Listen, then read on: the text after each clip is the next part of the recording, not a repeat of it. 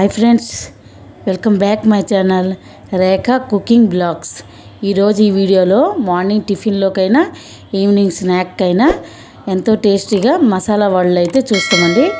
ఇవి చాలా ఫాస్ట్గా అండ్ ఈజీ ప్రాసెస్లో అయితే ఈ వీడియోలో చూపిస్తున్నాను.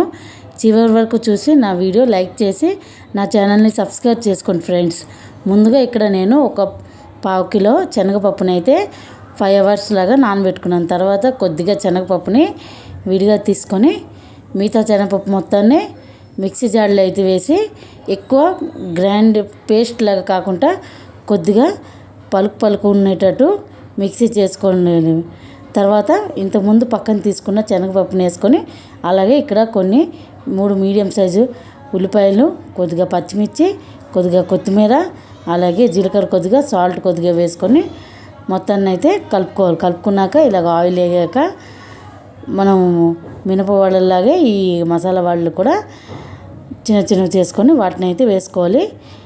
మీకు పెద్దవి కావాలంటే పెద్దవిగా చేసుకోవచ్చు, చిన్నవి కావాలంటే చిన్నవి వేసుకొని మీడియం ఫ్లేమ్లో ఒక పక్క తిరిగాక తిప్పినాక ఒక పక్క వేగినాక ఇంకో పక్క కూడా తిప్పుకొని ఇలాగా చూడండి బ్రౌన్ కలర్ వచ్చే వరకు వేయించుకుంటే చాలండి.